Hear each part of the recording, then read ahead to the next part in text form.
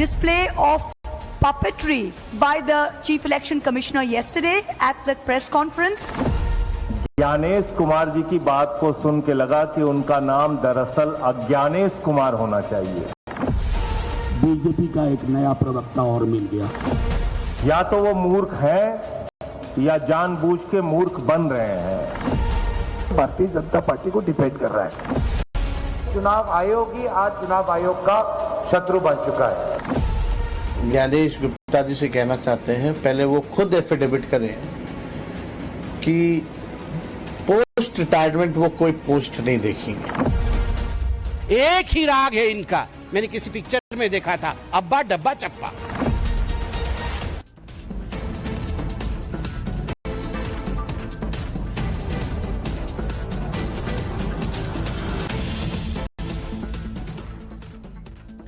नमस्कार दर्शकों, मैं हूं नाविका कुमार और आप जुड़ रहे हैं मेरे साथ सवाल पब्लिक का शो पर। मोदी विरोधी आज एक साथ एकजुट होकर आए। पहचाने इन्हें, गौरव गोगोई, रामगोपाल यादव व संजय सिंह, महुआ मोइत्रा, मनोज झा, अरविंद सावंत, ये सब के सब एक ही भाषा बोल रहे थे। चुनाव आयोग जवाब नहीं दे रहा, पक्षपात कर रहा है। ज्ञानेश कुमार जो मुख्य चुनाव आयुक्त हैं, वो अज्ञानेश हैं। किसी ने कहा मूर्ख हैं, किसी ने कहा कि पपेट्री कर रहे हैं। सोचिए, ये देश की राजनीतिक पार्टियों की भाषा है।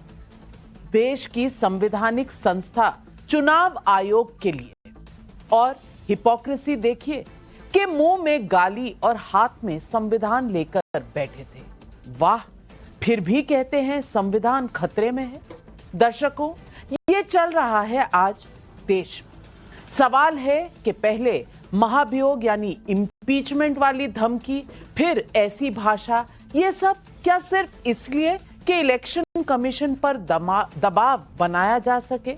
आज देश की संसद में अंतरिक्ष से लौटे शुभम शुक्ला, शुक्स जिन्हें कहते हैं, उनके नाम पर चर्चा की कॉल भी दी गई थी। सोचिए, चर्चा किस बात पर होनी थी?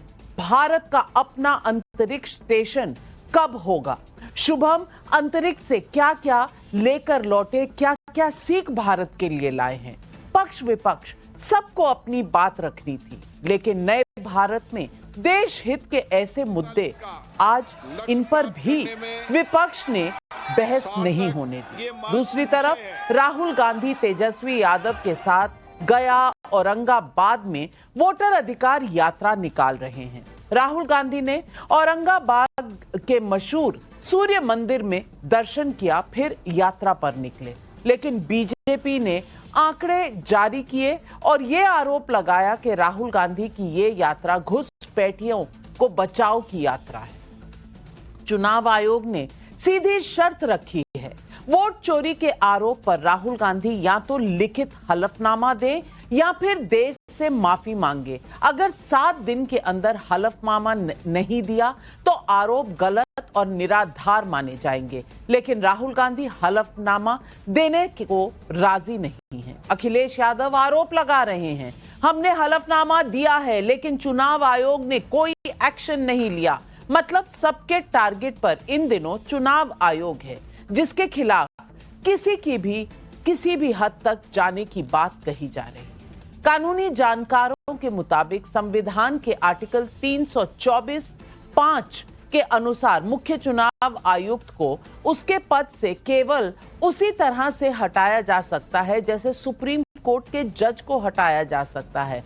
मतलब 14 दिन पहले नोटिस देना होगा और फिलहाल संसद के मॉनसून सत्र में सिर्फ 3 दिन बाकी बचे हैं, तो महाभियोग लाना भी है तो इस सत्र में तो संभव नहीं दिखता।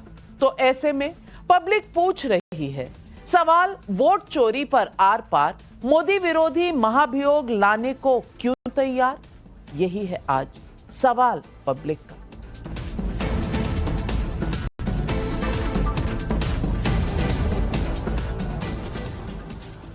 वोट चोरी एक गंभीर आरोप है। अगर ये सच है तो इसे हर हाल में रोका जाना चाहिए, लेकिन अगर ये केवल राजनीतिक हथियार है तो ये लोकतंत्र के प्रति अपराध है। चुनाव आयोग कह रहा है कि सबूत का हलफनामा दे, जिससे पूरा इंडिया ब्लॉक गुस्से में दिखाई पड़ रहा है। चुनाव आयोग पर कैसे मोदी विरोधी पार्टियों का गुस्सा फूटा है, ये आप खुद सुनिए। हलफनामा देना होगा या देश से माफी मांगनी होगी, तीसरा विकल्प नहीं है। आपके माध्यम से मैं ये भी कहना चाहता हूं, अगर 7 दिन में हलफनामा नहीं मिला तो इसका अर्थ ये सारे आरोप निराधार हैं। जो डेमोक्रेसी में जो भी हथकंडे हैं, जो भी वेपन्स हैं, जो भी हम इस्तेमाल कर सकते हैं, जो भी रूल्स के तहत इस्तेमाल कर सकते हैं, वो इस्तेमाल करने रेडी होते हैं जरूरत पड़ी तो। कल हम अपने मुख्य चुनाव आयुक्त को ढूंढ रहे थे, वो तो मिले नहीं। बीजेपी का एक नया प्रवक्ता और मिल गया। ज्ञानेश कुमार जी की बात को सुन के लगा कि उनका नाम दरअसल अज्ञानेश कुमार होना चाहिए। अज्ञानता की बातें की उन्होंने। या तो वो मूर्ख हैं या जानबूझ के मूर्ख बन रहे हैं, या वो हम लोगों को मूर्ख समझते हैं।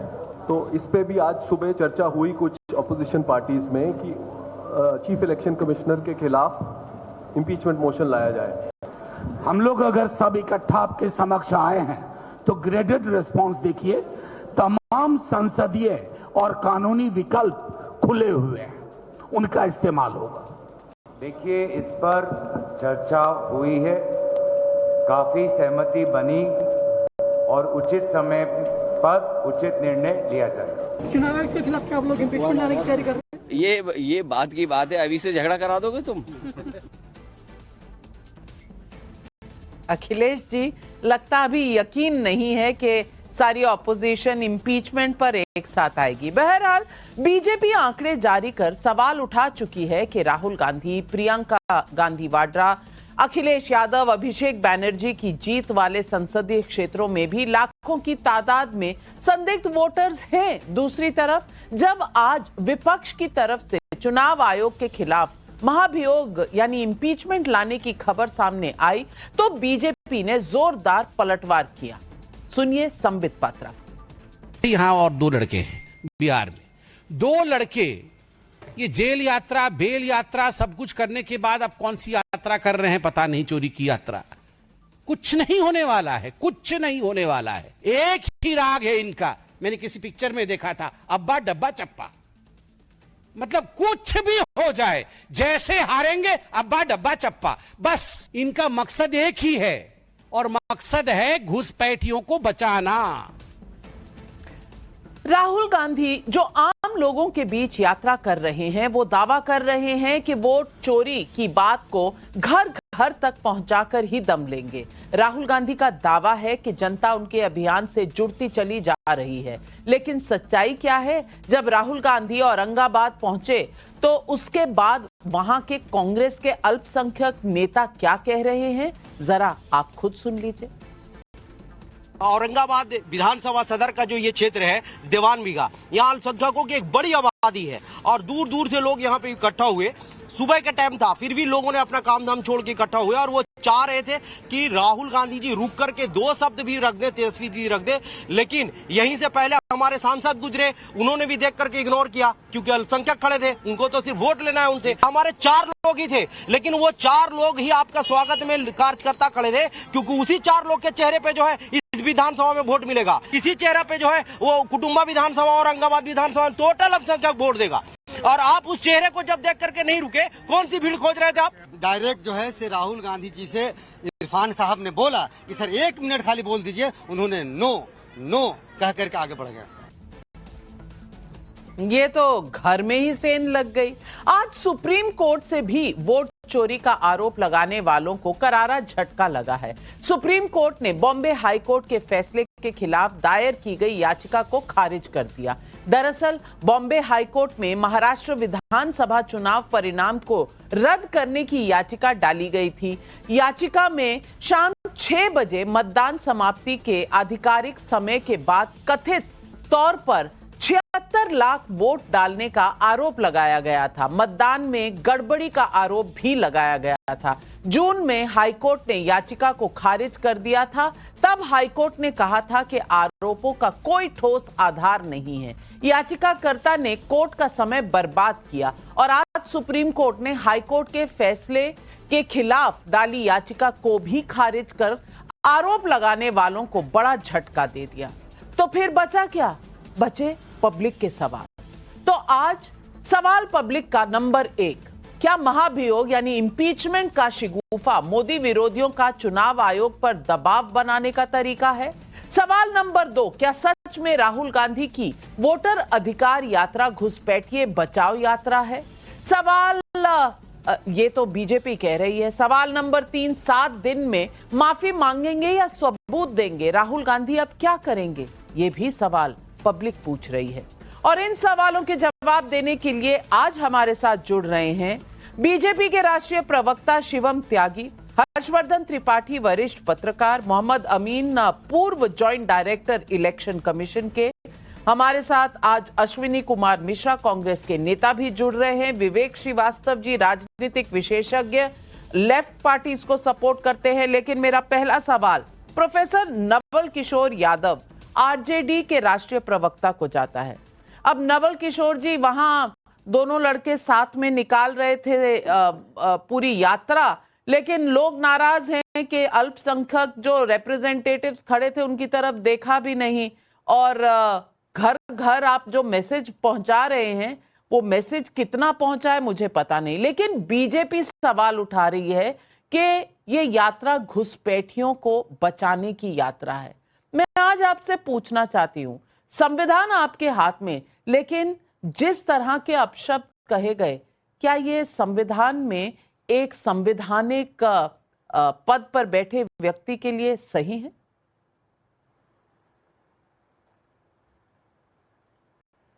क्या बिहार के सबसे लोकप्रिय नेता आदरणीय तेजस्वी यादव को नेता प्रतिपक्ष बिहार सरकार में है और नेता प्रतिपक्ष देश में राहुल गांधी है, क्या भाजपा को यह शोभा देता है कि 2 लड़के कह के उनको पुकारें, उपहास उड़ाएं? जिन लड़कों ने उनके हालत खराब कर दिए हैं, बिहार से लेकर देश तक झूठ पकड़ रहे हैं सरकार के और आयोग से लगातार सवाल पूछ रहे हैं। झूठ और सच की बात तो आएगी बाद में, आप जवाब ही नहीं दे रहे थे अभी तक। हमने जो बात कही और जिसको लेकर सुप्रीम कोर्ट में गया, सुप्रीम कोर्ट ने उस पर मुहर लगाया और आप कह रहे थे कि मिसलीडिंग है। हमने जब आपसे मांगा कि 65 लाख वोटर जिसको आपने नाम काटे हैं, आप बताओ उसमें कितने घुसपैठिया हैं। आज भी भारतीय जनता पार्टी बता दे कि उसमें कितने घुसपैठिया हैं। घुसपैठिया के नाम पे तो एक जो भाजपा का प्रभारी है उसी का नाम आया, जो कि गुजरात में अहमदाबाद में वोट देकर फिर आकर पटना में वोटर बन जाता है। देखिए, सवाल ये नहीं, सवाल बेसिक है कि आप अगर एक खास तरह का पुनर्निरीक्षण कर रहे हैं, SIR कर रहे हैं, तो एक तो हमने जब टाइमलाइन का सवाल उठाया था वो भी सुप्रीम कोर्ट ने माना, आधार कार्ड का सवाल उठाया तो वो भी सुप्रीम कोर्ट ने माना। तो हम कहाँ गलत है नाविका जी, आप बताइए। तो हम तो जो सवाल पूछ रहे हैं वो देश हित में, व्यक्ति हित में, वोटर हित में पूछ रहे हैं। जब आप नहीं बात मानेंगे और ज्ञानेश कुमार गुप्ता जी सारे ज्ञान को गुप्त रूम में रखना चाहेंगे तो सवाल तो उठेगा। जो सवाल आप ज्ञानी से पूछ रहे हैं भाजपा जवाब दे रही है, जो सवाल हम भाजपा से पूछ रहे हैं वो भाषा ज्ञानेश कुमार जी बोल रहे हैं। तो कहीं ना कहीं हमको इस चीज को उठाना तो पड़ेगा ना, नहीं तो यह चुनाव आयोग जो कि लोकतंत्र को स्थापित करने की सबसे महत्वपूर्ण संस्था है, उस पर तो लोगों का भरोसा उठ जाएगा। अभी CSDS ने पिछले महीने सर्वे किया था, 50% लोगों ने यह माना कि चुनाव आयोग पर से जो विश्वास है कम हो रहा है।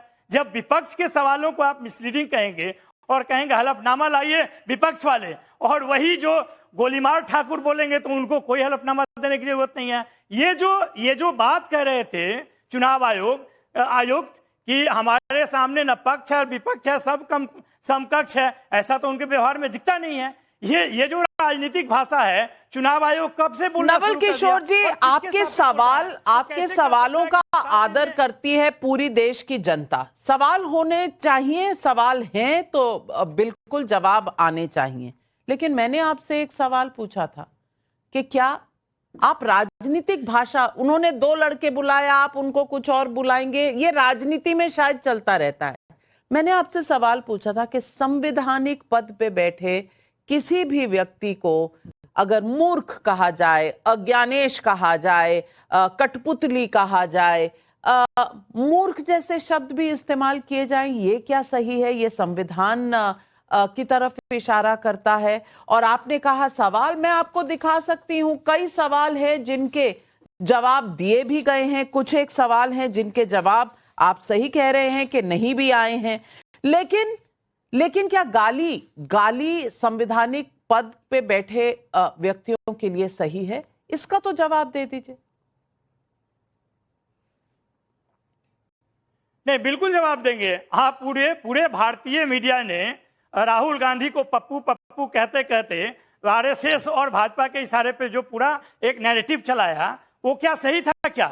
वो भी तो इस देश के संसद के सदस्य थे, मोदी जी से सीनियर सांसद रहे हुए हैं। ये बात जो आप हमने कभी पप्पू नहीं कहा। आप बैठकर यहाँ पब्लिक मंच पर ये शब्द कह रहे हैं, हमारे चैनल पर ये शब्द कभी इस्तेमाल नहीं हुआ है। आप मीडिया पर आरोप लगा रहे हैं। नहीं, फिर वही बात देखिए, आप हमारी बात क्यों नहीं सुनना चाहते हैं? मैं तो जो पूरे इस देश के मानस में उस बात को कह रहा हूं। आपने जो चारा घोटाला का आर्किटेक्ट था, मैंने पहले भी बोला था, बिहार में जो चारा घोटाला का आर्किटेक्ट था, उसको आज तक भाजपा ने और आरएसएस ने और मीडिया ने चारा चोर नहीं कहा। लेकिन एक नेता को गुमनाम और बदनाम करने के लिए पूरा नैरेटिव चलाएगा। ये तो भारतीय राजनीति का जो नया भारत का इतिहास है। अब मुझे पता नहीं, ये सारे शब्द आपके हैं, हमने नहीं इस्तेमाल किए। अगर कल को कोई डेफमेशन करता है तो नवल किशोर यादव जी और आरजेडी पार्टी जवाब देंगी। चैनल का इन शब्दों से कोई लेना देना नहीं है। लेकिन शिवम त्यागी, ये आपके बीच की लड़ाई है राजनीतिक, जिसमें इलेक्शन कमीशन को घसीटा जा रहा है। सवाल पूछ रही है आज विपक्ष की सारी पार्टियां, कि सवाल पूछा जाता है इलेक्शन कमीशन से, जवाब आता है बीजेपी से। आपको कहीं ना कहीं तो इसका जवाब देना पड़ेगा। बिल्कुल देंगे नाविका जी, और मैं मानता हूं मैं भी सारे सवालों का जवाब दूंगा, लेकिन बस 10 second out of the topic जाकर एक चीज कहना चाहता हूं कि जिस तरीके से Shubhanshu Shukla international space station पर जाने वाले पहले भारतीय बने, ये देश के लिए गौरव का विषय था। आज शायद उस बात पर संसद में अगर चर्चा होती तो मैं मानता हूं कहीं ना कहीं विपक्ष को वहां पर होना चाहिए था और ये गौरव का विषय था, लेकिन उन्होंने ऐसा नहीं किया। मुझे ऐसा लगता है कि इस देश के साथ और इस देश में हर अच्छे काम पर होने वाले काम में ये लोग काला टीका हो गए हैं, कांग्रेस वाले या फिर विपक्ष वाले, या पनौती हो गए हैं।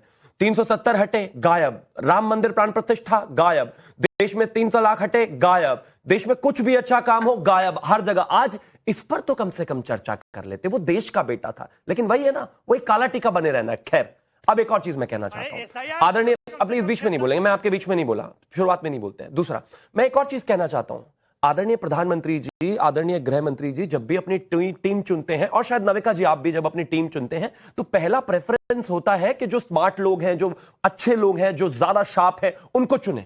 मुझे लगता है कि कांग्रेस में लीडर्स उनको ही चुना जा रहा है राहुल गांधी के चारों तरफ, जो इस बात को बताने में, राहुल गांधी को बेवकूफ बनाने में साबित करते हो। मैं एग्जांपल दे रहा हूं, नासिर हुसैन कह रहे हैं कि नहीं हम इंपीच कर देंगे, मनोज झा कह रहे हैं हम इंपीच कर देंगे, बाकी और लोग कह रहे हैं हम इंपीच कर देंगे। कैसे कर दोगे भाई?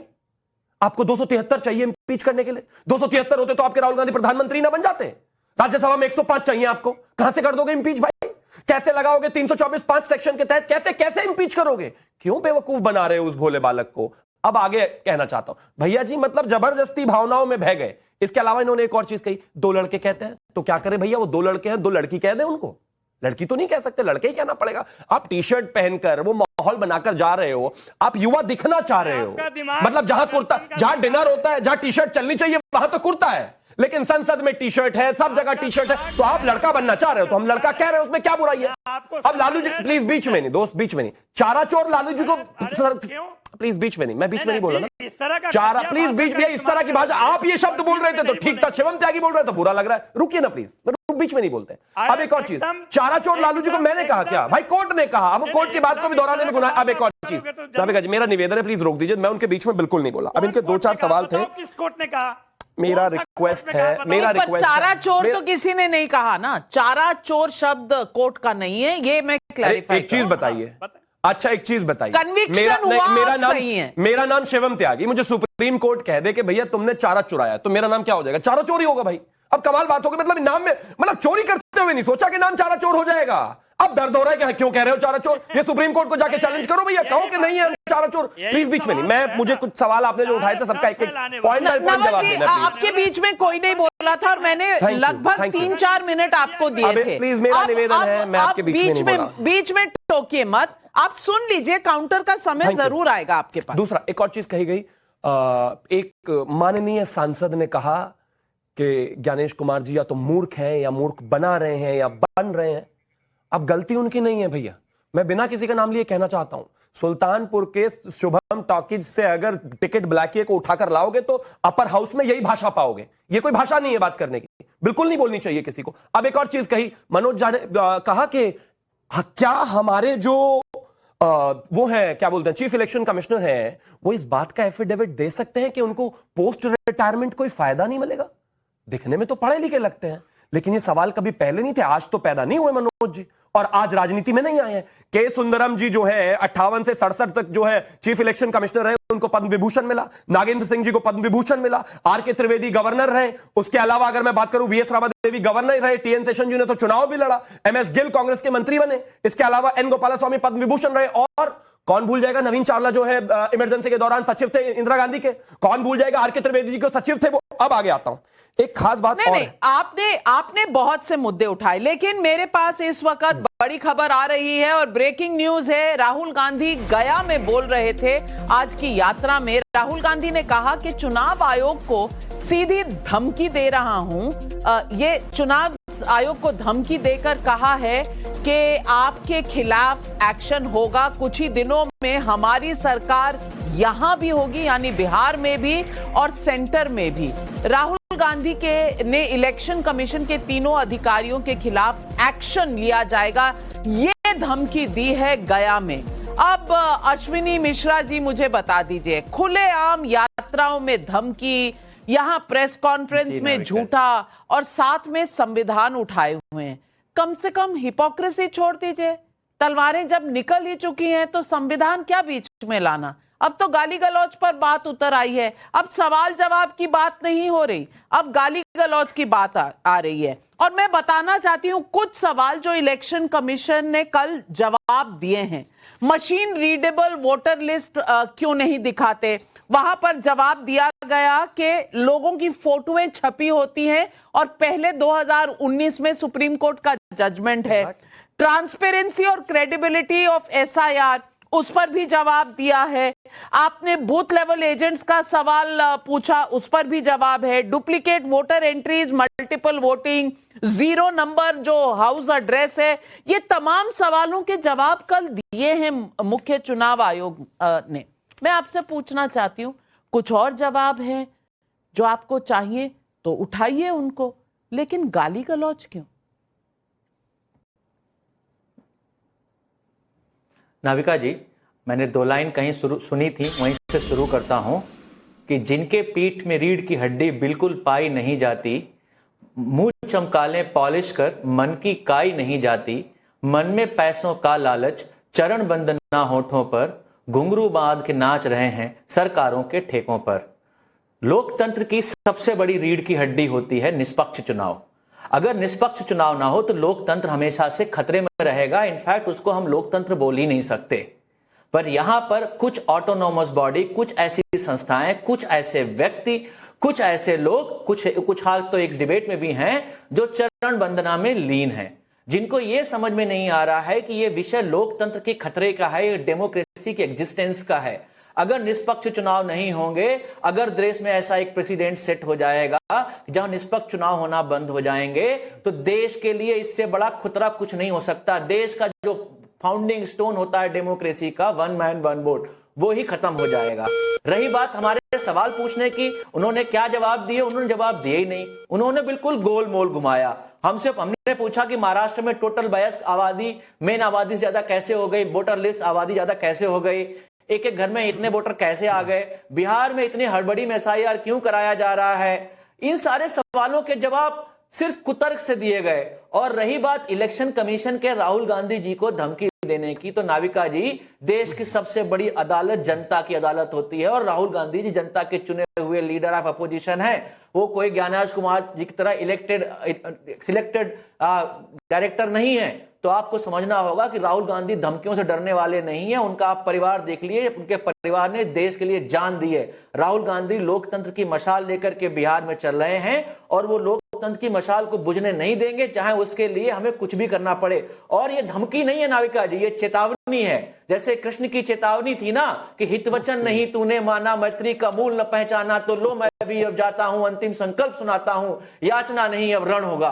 तो ये रण हो रहा है नाविका जी, और कुछ नहीं हो रहा। ये रण तब तक चलेगा जब तक ये लोकतंत्र सुरक्षित हाथों में नहीं पहुंच जाता। इस लोकतंत्र की धज्जियां उड़ाने में जितना सहयोग बाप रे बाप रे बाप। जब कांग्रेस वाले कृष्ण जी की बात करें, मंदिरों में जाने लगे, तो समझ लो चुनाव आने वाला है, चुनाव आने वाला है, ये सब समझ गए। लेकिन हर्षवर्धन त्रिपाठी जी, मैं आपसे पूछना चाहती हूं, बड़ी बड़ी बातें कह रहे थे। एकमात्र इस देश की नेता कौन थी जिनके चुनाव में गड़बड़ी पाई गई थी, फिर भी उन्होंने हटने से मना कर दिया था? शायद अखिलेश जी, अश्विनी जी कल ही पैदा हुए हैं, उन्हें शायद याद ना हो, पुरानी बात हो गई, आप याद करा दें। और दूसरी बात, कौन था जिसने अटल बिहारी वाजपेयी को उनकी सरकार को एक वोट से गिराया था, वो भी संसद के अंदर? और ये नजारा मेरी आंखों देखा है, यंग रिपोर्टर की तरह मैंने देखा था इसको, जब गिरधर गोमांग चीफ मिनिस्टर बन चुके थे उड़ीसा के, लेकिन फिर भी रिजाइन नहीं किया था एमपी के पद से और आकर वोट दिया था, और एक वोट से वाजपेयी जी की सरकार गिरी थी। हर्षवर्धन त्रिपाठी जी, आज थोड़ा इतिहास इस पार्टी का इन्हीं को सुना दिया जाए। नहीं, अश्विनी जी ने जो कहा ठीक है, अच्छा है, सुनाया। बस ये है कि वो सिंहासन खाली करो की जनता आती है। तानाशाह इंदिरा के खिलाफ वो लाइनें आई थी, अश्विनी जी को ध्यान में होगा, बिल्कुल बहुत पढ़े लिखे व्यक्ति हैं, जानते हैं। तो इंदिरा जी की तानाशाही थी जिसके खिलाफ सिंहासन खाली करो की जनता आती कहा गया था। और वो क्यों कहना पड़ा था? क्योंकि देश भर में जिस तरह का काम इंदिरा जी ने किया था, और कोई ये छिपी हुई बात नहीं है, अब तो वो लोग भी अपने जीवन के अलग अलग चरणों से गुजर कर बहुत ऊपर पहुंच गए हैं और वो अपनी कहानी बताते हैं। तो पता चलता है कि इस देश में तानाशाही के दौरान Misa, maintenance internal security act, मतलब सब कानून, संविधान, सब जो है ना, अश्विनी जी आप थोड़ा बहुत तो सुना ही होगा लोगों से अपने घर परिवार में, मतलब तमाशा बना दिया था, लोकतंत्र को अपने पैरों तले कुचल दिया था इंदिरा गांधी जी ने। कांग्रेस वो है, लेकिन छोड़ देते हैं इसको। अभी गिरधर गमांग का एक वोट हो, राजनीतिक अनैतिकता का कहां तक गया था, उसको भी छोड़ देते हैं। राहुल गांधी जब मध्य प्रदेश की चुनाव उनको ये अनुमान हो गया था, तो उस वक्त उन्होंने कोई शिकायत क्यों नहीं की थी?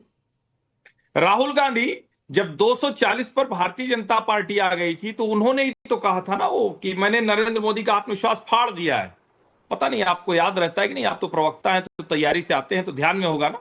क्यों उन्होंने कहा था? क्योंकि उनको लगा कि अरे अब तो सब हो गया बढ़िया, अब तो बहुत अच्छा हो गया। महाराष्ट्र के चुनाव में उन्होंने शिकायत की, लेकिन अश्विनी जी आपकी पार्टी का कोई भी प्रत्याशी वो न तो रिकाउंटिंग के लिए गया सर्वोच्च न्यायालय में, न चुनाव आयोग के पास गया कि भाई ये गड़बड़ हुई। इसका मतलब क्या हुआ? इसका मतलब देश की जनता को समझना बहुत जरूरी है, सिर्फ तमाशा करना है, सिर्फ और सिर्फ तमाशा करना है। अब आपने इतना लाइनें सुनाई हैं, तो दुष्यंत कुमार की 2 लाइनें हैं, कोई हंगामा खड़ा करना मेरा मकसद नहीं, शर्त यह है कि सूरत बदलनी चाहिए। लेकिन यहां सिर्फ हंगामा खड़ा करना मकसद है। दुर्भाग्य है कि ये जो जिसको कहते हैं आप आंदोलन करते हैं तो देश की जनता आपके साथ आती, यहां आपके साथ कोई खड़ा नहीं। और जिन मतदाताओं की आप बात कर रहे हैं, आदित्य श्रीवास्तव आकर बोले भाई झूठ बोल रहे हो, मिंता देवी कहीं हमारी टी शर्ट पहन के क्यों घूम रही है प्रियंका जी, गुरकीरत सिंह डंग बोले कि भाई हमारा नाम यहां से यहां गया था, हमने कटवाने के लिए एप्लीकेशन डाला था और मैंने एक जगह वोट किया। सवाल ये नहीं है कि ज्ञानेश कुमार को आपने क्या क्या बोल दिया, सवाल यह है कि क्या संवैधानिक पद पर बैठे व्यक्ति को सम्मान के साथ जीने का अधिकार विपक्ष नहीं देना चाहता है? वो लोकतंत्र को समाप्त करने पर तुला हुआ है, अराजकता करना पड़ता है। और नविका जी, बांग्लादेश मॉडल राहुल गांधी चाहते हैं कि डीप स्टेट जैसे यूनुस को बैठाया, वैसे ही राहुल गांधी को सत्ता में बैठा दे। भारत में बहुत डेंजरस बात आपने कही। क्या बांग्लादेश जैसी हालत भारत में करना चाहते हैं? हर्षवर्धन त्रिपाठी जी ने बहुत बड़ी बात कही है ये सवाल विवेक श्रीवास्तव के पास लेकर जा रही हूं, लेकिन विवेक श्रीवास्तव जी, जो जनमानस की बात करते हैं वो जनमानस के आप सवाल भी सुन लीजिए। मुकेश शर्मा फरीदाबाद हरियाणा से पूछ रहे हैं, विपक्ष को देश की तरक्की से कुछ नहीं लेना देना, सिर्फ अपनी कुर्सी से मतलब है, नहीं तो क्या आज शुभम शुक्ला पर चर्चा नहीं करते? राहुल रस्तोगी का कैथल हरियाणा से सवाल है, मुख्य चुनाव आयुक्त के खिलाफ महाभियोग की बात कर क्या मोदी विरोधी डराने का काम कर रहे हैं? श्रीधर दिल्ली से सवाल पूछ रहे हैं, क्या कारण है कि विपक्षी नेता नरेंद्र मोदी से लड़ते लड़ते कभी देश के खिलाफ और कभी संवैधानिक संस्थानों के खिलाफ लड़ाई करते हुए नजर आते हैं? जवाब दीजिए विवेक जी। म्यू है, याचना नहीं अब रण होगा, ये युद्ध बड़ा भीषण होगा और अब तो आखिरी सांस तक हम लड़ेंगे, सड़कों पे उतरेंगे, क्योंकि आपने तो इस मुल्क को खत्म कर दिया, प्रजातंत्र को समाप्त कर दिया, चाहे इलेक्शन कमीशन हो, ईडी हो, सीबीआई हो, पुलिस का दुरुपयोग जामिया के बच्चों के साथ, जेएनयू में हमने देखा जिस तरीके से दिल्ली रॉयट्स में अरेस्ट हुए और बाद में बहुत से लोग छूटे, ये सब यातनाएं जो हम देख रहे हैं ये हमें दिख रही हैं। आपने सारा का सारा कोर्स करिकुलम बदल दिया, इतिहास बदल दिया, नया भारत नया इतिहास, ट्रंप के चरणों में पहुंच गए आप, नरेंद्र सरेंडर हो गया। ये जो कुछ देश में हो रहा है देश समाप्ति की ओर है, और अगर इससे देश को बचाना है तो यहां हर्षवर्धन त्रिपाठी की तरह बैठ करके बटरिंग करने से सरकार की बात नहीं होगी। हम तो अपील करेंगे ऐसे अच्छे जर्नलिस्ट को भी कि सड़क पे उतरे और आवाज उठाएं। आपने मिसेस गांधी की इमरजेंसी के बारे में बोला, आज की इमरजेंसी के बारे में बोलिए आप। विवेकहीन, ज्ञानहीन, ये शब्दों का प्रयोग उचित है अनुचित है मैं नहीं जानता। सीसीटीवी कवरेज नहीं देंगे साहब, नहीं देना चाहते हैं सीसीटीवी कवरेज। आपने अनुराग ठाकुर के सामने तो नहीं कहा हलफनामा दो, एफिडेविट दो, तब हम डिसाइड करेंगे, आपने नहीं कहा। राहुल गांधी में आपको बुखार आ गया, आपकी प्रेस कॉन्फ्रेंस में आपकी तू-तू हो रही है पूरे देश के अंदर। आप सौरभ शुक्ला का एग्जाम्पल ला रहे हैं, जिन विषयों पर हम डिस्कशन चाहते थे आप नहीं कर रहे हैं। आप जबरदस्ती में एक देशभक्ति का एलिमेंट ला करके डाइवर्ट करना चाहते हैं, तो ये समझ लीजिए। तो यानी कि आपको देशभक्ति से एलर्जी है, आपको देशभक्ति से एलर्जी है, आपको लगता है कि भारत को आगे नहीं बढ़ना चाहिए। अगर आपकी यही मंशा है तो आगे से ये मुद्दे नहीं उठाया करेंगे। काश मेरे प्राइम मिनिस्टर देशभक्त होते, काश मेरे होम मिनिस्टर देशभक्त होते, काश इलेक्शन कमीशन देशभक्त होता और न्यूट्रल होता। हार की हार जीत की जीत। हम कांग्रेस के विपक्षी हैं, हम कांग्रेस के विपक्षी हैं। मैं बोलूं विवेक जी, विवेक जी, कांग्रेस को ग्रेसफुली हारना भी आता था। विवेक जी थैंक यू। सबसे पहले तो मैं ये ग्रेसफुल हार है। बॉम्बे हाई कोर्ट से आपकी याचिका चली गई, सुप्रीम कोर्ट से याचिका चली गई, आपने कहीं रिकाउंटिंग के लिए डाला नहीं। रोज कहते हैं कि महाराष्ट्र में धांधली हुई। मैं पूछना चाहती हूं, इसको आप ग्रेसफुल कहते हैं हार? नविका जी एक लाइन। मिसेस गांधी हारी, वापस सत्ता में आई, तीसरे मोर्चे की सरकारें आई, अटल बिहारी वाजपेयी की सरकार रही, वापस मनमोहन सिंह फिर आए, लेकिन प्रजातंत्र कायम रहा। ये पहला प्रधानमंत्री है जो अपनी कुर्सी को ना छोड़ने के माफ कीजिएगा, इलेक्शन कमीशन एक संवैधानिक बॉडी है, ये इनको कब याद आया पहले तो ये बता दीजिए शिवम त्यागी। टीएन सेशन से पहले तो जानते ही नहीं थे देश में, इनको पता ही नहीं है। मुझसे तो ज्यादा उम्र लगती है अविवेक जी की, विवेक कितना है मुझे नहीं पता। टीएन सेशन से पहले इस देश में कैसे चुनाव होता था इलेक्शन कमिश्नर का, कौन नहीं जानता? उनके लिए क्या क्या प्रोफिट्स दिए, उनको क्या क्या उनका जो पोस्ट रिटायरमेंट उनको जगह मिली वो पता ही नहीं आपको। और एक और चीज कहना चाहता हूं, रुकिए जरा प्लीज। सबसे पहले तो ये जो आप ये रिपीट मोड पर, आपकी जगह कोई टेप रिकॉर्डर आकर रख दे तो वही बोलेगा बिल्कुल, क्योंकि कुछ नया नहीं है। जेएनयू से लेकर जामिया से लेकर सब कुछ उसमें बता दिया। और अब एक और चीज, इन्होंने कहा वीडियो रिकॉर्डिंग, किसने कहा नहीं देता? आप पढ़ते पढ़ाते तो है नहीं, ज्ञानेश जी को सुन लेते तो थोड़ा ज्ञान भी आ जाता। सुनिए प्लीज जरा। अगर 45 दिन के अंदर कोई भी 45 दिन के अंदर किसी भी चुनाव में आपको रिगिंग लगती है, परेशानी लगती है, आप एप्लीकेशन फाइल कर दीजिए, वो वीडियो रिकॉर्डिंग हमेशा वहां पर रहेगा प्रोवाइडेड। 45 दिन तक अगर आप कंप्लेन नहीं करते हैं तो परेशानी है। एक और चीज कही गई, एक और चीज कही गई, कांग्रेस वाले कहते वो गांधी खानदान ने जान दी है। इस देश ने क्या दिया गांधी खानदान को? इस देश ने उनको 60 सालों तक सत्ता दी, एक ही खानदान ने। जान तो भगत सिंह जी ने भी दी, राजगुरु जी ने भी दी, सुखदेव जी ने भी दी। वो तो नहीं कहते हमने भी जान दिया आकर इस देश के लिए। तो इस देश ने आपको इतने लंबे समय तक सत्ता दी, अब विपक्ष में पड़े हैं तो लड़ना सीखिए। हर चीज को डिस्क्रेडिट करने से कुछ नहीं होगा। प्लीज बीच में नहीं। और अब आप शेर वेर बड़ा सुना रहे थे तो मैं भी सुना देता हूं कि तू इधर उधर की न बात करिए, बता के काफिला क्यों लुटा। और मुझे रहजनों से गिला नहीं, तेरी रहबरी का सवाल है। प्रॉब्लम कन्विक्शन का है। राहुल गांधी इस देश के एक सीरियल ऑफेंडर नेता है जिनका काम है झूठ बोलना, जिनका काम है माफी मांगना, जिनका काम है हर जगह कुछ भी शूट डिस्कूट करना, चाहे वो मोदी के नाम को लेकर हो, चाहे वो इसके अलावा चौकीदार चोर हो, चाहे कोई भी हो। प्लीज, वो हर जगह झूठी तो बोलते हैं। और एक चीज, अंडरटेकिंग में परेशानी क्या है भाई? इतनी दिक्कत लिख कर दे दीजिए। मैं अभी कहने लग जाऊं कि मुझे नविका जी ने अभी, क्योंकि पास में वही है तो इसलिए उनका नाम बोल रहा हूं कि उन्होंने मुझे गाली दी। मैं अगर पुलिस के पास जाऊंगा तो वो कहेंगे ठीक है भाई, कोई वीडियो रिकॉर्डिंग है क्या? मैं कहूंगा नहीं है, तो कहेंगे तो लिखकर तो दे दो, मुझे तो लिखकर दो। गजब बात हो गई। संवैधानिक संस्थाओं को नहीं छोड़ते, मुझे तो छोड़ दीजिए। अरे भाई, अरे नविका जी, अरे भाई, अब आगे आना चाहता हूं। कुछ चीजें और कही गई, बहुत साफ है, बहुत साफ है। इस देश में सबसे पहले उन्होंने, प्लीज बीच में नहीं बोलते ना, ज्ञानेश कुमार जी ने 2 एपिक नंबर के वोटर्स पर भी बोला, 1 एपिक नंबर से मल्टीपल वोटर्स पर भी बोला, वोट कैंसिलेशन पर भी बोला, हर एक चीज का एजेंडा क्लियर कट जवाब दिया है। लेकिन अरे सुनी नहीं आपने प्रेस कॉन्फ्रेंस? भाई सुन लेते तो बता देते। 2 एपिक नंबर, शिवम त्यागी अपने गांव में वोट करता था, उसके बाद मेरठ आया, वहां उसने वोट की, उसके बाद दिल्ली आया, वहां उसने वोट करी। 3 अलग अलग जगहों पर वोटर आईडी अगर कैंसिलेशन नहीं हुई तो सेम एपिक पे 3 वोटर आईडी चल रही है। और उन्होंने कहा ना कि न्यूमरेशन फॉर्म भर दो, इसीलिए तो हम एसआईआर कर रहे हैं। आप न्यूमरेशन फॉर्म भर दोगे, उसके बाद तो अपने आप कैंसिल हो जाएगी। प्लीज नहीं मानते, मत मानिए। आप तो कुछ मानते नहीं, आप लोकतंत्र को नहीं मानते, संविधान को नहीं मानते, इलेक्शन कमीशन को नहीं मानते, सुप्रीम कोर्ट को नहीं मानते, फौज को नहीं मानते। मानते किसको? पूर्व ज्वाइंट डायरेक्टर इलेक्शन कमीशन के हमारे साथ हैं। मैं आपसे सवाल पूछना चाहती हूं जिस तरह जनता पूछ रही है। शांतिलाल नौलखा मैसूर से सवाल पूछ रहे हैं, ईवीएम का मुद्दा खत्म हो गया तो विपक्ष वालों ने अब मुख्य चुनाव आयुक्त पर ही सवाल उठा दिया। कान्हा शर्मा मथुरा यूपी से पूछ रहे हैं, लगता है अब वो दिन दूर नहीं जब विपक्ष के नेता जनता के खिलाफ भी कोई आंदोलन करने लगे, क्योंकि अब जनता ही है जो विपक्ष को वोट नहीं दे रही। उपमा श्रीवास्तव लंदन से सवाल पूछ रही है। देखिए, हमारा शो लंदन में भी देखा जा रहा है। कह रही है वोटर वेरिफिकेशन के समर्थन में बिहार के 7 करोड़ से ज्यादा मतदाता खड़े हैं, क्या उसका विरोध एक सोची समझी साजिश है? मोहम्मद अमीन साहब, ये तमाम सवाल जो उठाए जा रहे हैं, आपको लगता है ये साजिश के तहत है, या कुछ सवाल ऐसे हैं जब डुप्लीकेट वोटर्स का सामान आता है, जब फेक एड्रेसेस की बात आती है, तो कहीं ना कहीं कुछ ना कुछ तो गड़बड़ है, तो क्या जवाब नहीं आना चाहिए?